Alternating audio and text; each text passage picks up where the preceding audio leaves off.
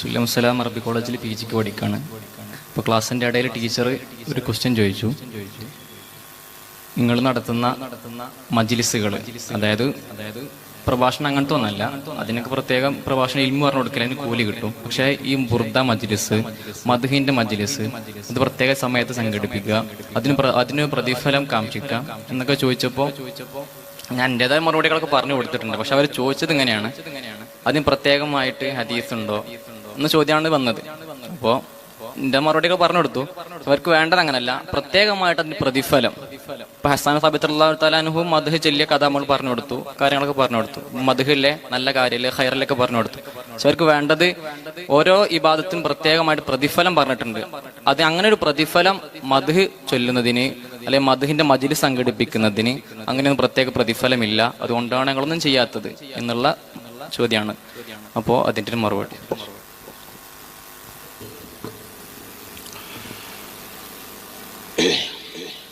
സുല്ലമുസ്സലാമിൽ പഠിക്കുന്ന പ്രിയപ്പെട്ട കൂട്ടുകാരന്റെ ചോദ്യമാണ്. മാലകൾ, മൗലിദുകളൊക്കെ നമ്മൾ നടത്തുന്നത് എന്തുകൊണ്ടാണ്? അതിന് പ്രത്യേകമായ ഹദീസുകൾ അല്ലെങ്കിൽ ആയത്തുകൾ ഉണ്ടോ എന്നതാണ് ചോദ്യകർത്താവ് അല്ലെങ്കിൽ ചോദ്യകർത്താവിനോട് ടീച്ചർ പറഞ്ഞ സംശയം. ഇവിടെ നമ്മൾ മനസ്സിലാക്കേണ്ടത് ഇസ്ലാമിലെ ഇബാദത്തുകൾ 2 ഇനമാണ് മിനിമം.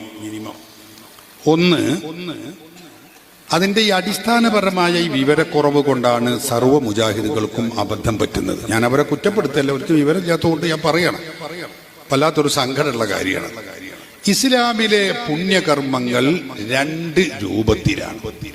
2 രൂപമെന്ന് പറഞ്ഞാൽ, ഒന്ന് വ്യക്തവും കൃത്യവുമായ രൂപത്തിൽ അള്ളാഹുവും റസൂലും സ്വല്ലല്ലാഹു അലൈഹി വസല്ലം നമുക്കത് പഠിപ്പിച്ചു തന്നു, അങ്ങനെയുള്ളതാണ്.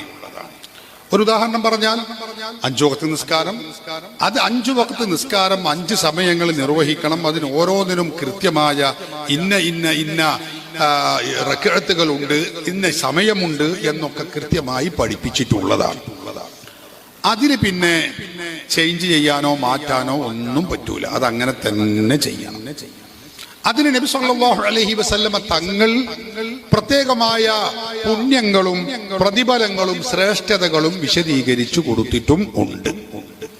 ഞാനിപ്പോൾ ഇതിലേക്ക് കടക്കുന്നില്ല, വിശദീകരിക്കുന്നില്ല. അതിന് ഒരുപാട് ഉദാഹരണങ്ങൾ നമ്മുടെ മുമ്പിലുണ്ട്.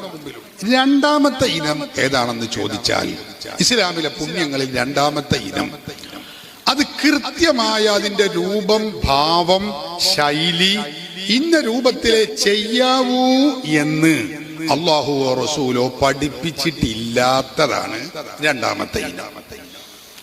ഒരുപാട് ഉദാഹരണങ്ങൾ നമ്മുടെ മുമ്പിലുണ്ട്, അല്ലേ? ഇന്ന രൂപത്തിലെ അത് ചെയ്യാവൂ എന്നില്ല, പക്ഷെ അത് ചെയ്തോളൂ, അത് വലിയ പുണ്യമുള്ളതാണ്, ചെയ്യണം. റസൂലുള്ളാഹി തങ്ങളുടെ ആഹ്വാനമുണ്ട്, ഖുർആനിന്റെ ആഹ്വാനമുണ്ട്.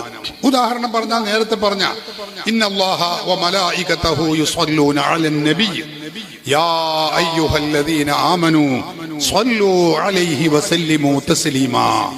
അല്ലാഹുവും റസൂലും സ്വലാത്ത് ചെയ്യുന്നു, അതുകൊണ്ട് മുഅ്മിനുകളെ നിങ്ങളും ആ റസൂലിന്റെ പേരിൽ സ്വലാത്തും സലാമും ചൊല്ലണം, ചെയ്യണം, അല്ലേ? ഇത് ഖുർആൻ പഠിപ്പിക്കുകയാണ്. അത് എങ്ങനെ ഇന്ന രൂപത്തിലേ പറ്റുകയുള്ളൂ എന്ന് റസൂലുള്ളാഹി പഠിപ്പിച്ചിട്ടില്ല. നമുക്ക് എല്ലാവർക്കും തിരിയുന്ന ലളിതമായ വിഷയമാണ്. പക്ഷെ ഇതറിയാൻ ഞാൻ പിന്നെന്താ ചെയ്യാ? അള്ളാഹുവിന്റെ റസൂല് വിശുദ്ധ ഖുർആൻ പഠിപ്പിച്ചു, നിങ്ങൾ സ്വലാത്തും സലാമും ചെയ്യണം, ചൊല്ലണം. അത് എത്ര രൂപത്തിൽ, എത്ര എണ്ണം, എത്ര സ്ഥലത്ത്, ഏത് സമയത്ത്, എങ്ങനെ പഠിപ്പിച്ചിട്ടില്ല. അപ്പൊ നമുക്ക് അതെന്തു ചെയ്യാം? ഇസ്ലാം അനുവദിക്കുന്ന ഏത് വിധേനയും ചെയ്യാം. അപ്പൊ ഒരു കൂട്ടര് വെള്ളിയാഴ്ച രാവിലെ നമ്മളെ പള്ളിയിൽ കൂടി, പള്ളിയിൽ ഇരുന്നിട്ട് അവർ നമുക്കൊരു 101 സ്വലാത്ത് അല്ലേ റസൂലുള്ളാഹിന്റെ പേരിൽ, ആയിക്കോട്ടെ, 101 സ്വലാത്ത് ചൊല്ലി ഇശാ മഗ്‌രിബിന് ഇടയിലാണ് അവർ ചൊല്ലിയത്.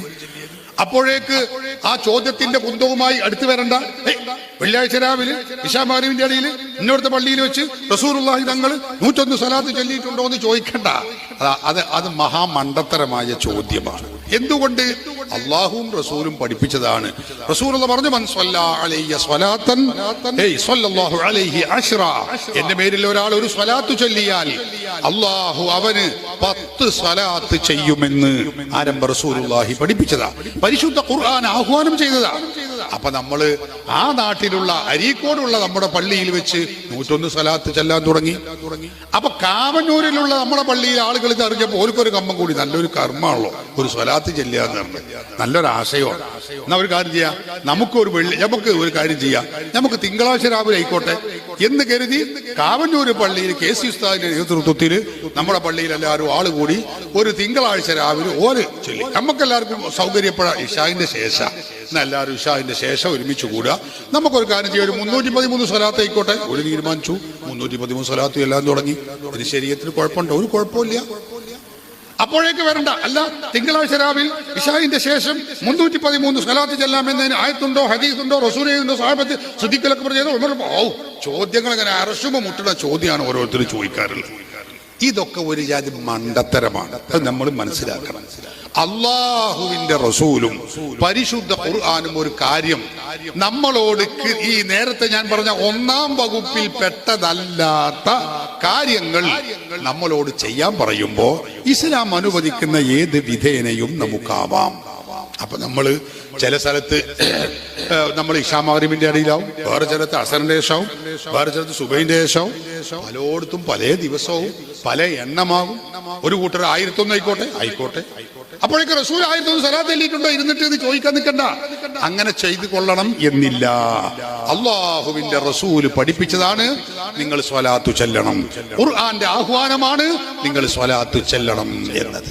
അപ്പൊ ഞാൻ പറഞ്ഞതിന്റെ ആകത്തുക ഹബീബായ നബി സല്ലല്ലാഹു അലൈഹി വസല്ലമ തങ്ങളും അതുപോലെ പരിശുദ്ധ ഖുർആനും നമ്മളോട് പഠിപ്പിച്ച കാര്യം ഇസ്ലാം അനുവദിക്കുന്ന ഏത് വിധേനയും നമുക്ക് ചെയ്യാം.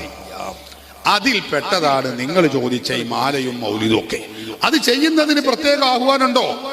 ഇന്ന ആളുടെ ഇന്ന മാല ചെല്ലണം എന്നൊരായത്തും ഹദീസും ഉണ്ടാവൂല. റസൂലുള്ളാഹി പഠിപ്പിച്ചു, ഉദ്കുറൂ മഹാസിന മൗതാക്കും. ഹദീസ് നമുക്ക് കാണാൻ കഴിയും. ഉദ്കുറൂ മഹാസിന മൗതാക്കും, നിങ്ങളിൽ നിന്ന് മരണപ്പെട്ടു പോയവരുടെ ഗുണഗണങ്ങളെ നിങ്ങൾ എടുത്തു പറയണമേ, നിങ്ങൾ അത് പറയണമേ എന്ന് ആരംഭ റസൂലുള്ളാഹി സ്വല്ലല്ലാഹു അലൈഹി വസല്ലമ നമ്മളോട് ആഹ്വാനം ചെയ്യാണ്, നമ്മളോട് കൽപ്പിക്കുകയാണ്, നിർദ്ദേശിക്കുകയാണ്. അപ്പോ നമ്മളിൽ നിന്ന് മരണപ്പെട്ടു പോയവരുടെ ഗുണഗണങ്ങൾ എന്ന് പറയുമ്പോ അതിൽപ്പെട്ടതാണ് മുഹയ്യദ്ദീൻ ഷെയ്ഖിന്റെ മഹത്വം. അതാണ് നമ്മൾ മുഹയ്യദ്ദീമാല ചെല്ലുന്നത്, അല്ലേ? എന്ത് നിലവേറും ഈശ തൊഴുതോരുവാലെ 40 റ്റാണ്ടോളം സുബ്ഹി തൊഴുതോവർ. മഹാനായ ഗൗസുൽ ആദം ശൈഖ് ജീലാനി ഇശാ നിസ്കരിച്ച ഉളൂ കൊണ്ട് അതാ അത് മുറിയാതെ ഇബാദത്തിലും ദിക്റിലും ഫിക്റിലുമായി സുബ്ഹി നിസ്കരിക്കുന്നു. 40 കൊല്ലം ഈ ചര്യ തുടരുന്നു എന്നാണ് മാലയിൽ പറയുന്ന ഒരു വരി. ഇങ്ങനെ മഹാനവർകളുടെ മഹത്വം ഇങ്ങനെ പറയുകയാണ്. ഇതന്നെയാണ് റിഫായിമാലിയിലുള്ളത്, ഇത് തന്നെയാണ് ബുറുദയിലുള്ളത്. റസൂലുള്ളാഹി സ്വല്ലല്ലാഹു അലൈഹി വസല്ലം തങ്ങളുടെ മഹത്വമാണ് അതിന് പറയുന്നത്. അപ്പൊ എന്താ അതിന് പ്രത്യേക മഹത്വം പറഞ്ഞിട്ടുണ്ടോ? ഇല്ല, മഹത്വം പറഞ്ഞിട്ടില്ല. പ്രത്യേക മഹത്വം പറയാത്തത് കൊണ്ട് നമ്മളതിന് മഹത്വം ഉണ്ടെന്ന് പറയുന്നുമില്ല. അതാണ് നമ്മളെ വിഷയം. നമ്മൾ അങ്ങനെ പ്രത്യേകം മഹത്വം പറയാത്തത് കൊണ്ട് അങ്ങനെ മഹത്വം ഉണ്ടെന്ന് നമ്മൾ പറഞ്ഞില്ല. മുഹയ്യിദ്ദീമാല ഒരു തവണ കളിച്ചില്ല 1000 കൂലി നമ്മൾ പറയുന്നുണ്ടോ? പറയണില്ല. അവിടെയാണ് നമ്മുടെ വിഷയം. സഹോദരന്മാരെ, അതേ അവസ്ഥയിൽ മുഹയ്യിദ്ദീമാല ചൊല്ലിയാൽ നമ്മുടെ ഈമാൻ അത് ശക്തമാകും. മഹാത്മാക്കളോടുള്ള ഈമാൻ, മഹാത്മാക്കളുടെ മദ്ഹ് കേൾക്കുമ്പോൾ നമ്മുടെ ഈമാൻ അത് ശക്തമാകും. അതൊരു കാര്യം. അപ്പൊ ആ ഈമാൻ ശക്തമാകുമ്പോ അതിന്റെ ഗുണനിലവാരം അവനക്ക് ലഭിക്കും. ഇതാണ് അതിന്റെ ഒരു വശം. ഇങ്ങനെ ഏത് മാലയും മൗലിദും എടുത്ത് പരിശോധിച്ചാലും അതൊക്കെ മഹാത്മാക്കളുടെ കീർത്തനങ്ങൾ നടത്തുക എന്നതിന്റെ പരിധിയിലാണ് പെടുക. അതല്ലാതെ അത് ചെയ്യാൻ പാടില്ല എന്ന് പറഞ്ഞ ഒരു ഹദീസോ ഒരു വചനമോ നമുക്ക് കാണാൻ കഴിയുകയും ഇല്ല. മുജാഹിദുകൾ ഇതുപോലെ അവരുടെ നേതാക്കൾ മരണപ്പെട്ടപ്പോ അവർ ചൊല്ലിയ മാലകളും മൗലിദുകളൊക്കെ വളരെ കൂടുതലുണ്ട്. ചെല്ലുമ്പോഴേക്ക് സമയം വൈകും എന്നതുകൊണ്ടാണ്. അവര് നോക്കൂ, നിങ്ങൾ ഉമർ മൗലവി മരണപ്പെട്ടപ്പോ നമുക്കെല്ലാവർക്കും അറിയാവുന്നത് തന്നെയാണ്. ഉമർ മൗലവി മരണപ്പെട്ടപ്പോ അവർ ചൊല്ലിയത് എന്താ? സ്വർഗത്തിലേക്കു കുതിച്ചഹോ ചേതന, വേദന ശാന്തി തൻ സായുജ്യമാകുവാൻ. ഉമർ മൗലവി മരിച്ചപ്പോ മൂപ്പര് പോയത് തന്നെ നേരെ സ്വർഗത്തിലേക്കാണ്. നോക്കുങ്ങൾ, വല്ലാത്തൊരു സംഗതി തന്നെ. ഇതൊക്കെ അവരുടെ മാലയിലുള്ളതാ. ഞാൻ അതിന്റെ വരികൾ ചോദ്യകർത്താക്കളോട് വന്നതുകൊണ്ട് ഞാൻ ആ വരികൾ നീട്ടുന്നില്ല.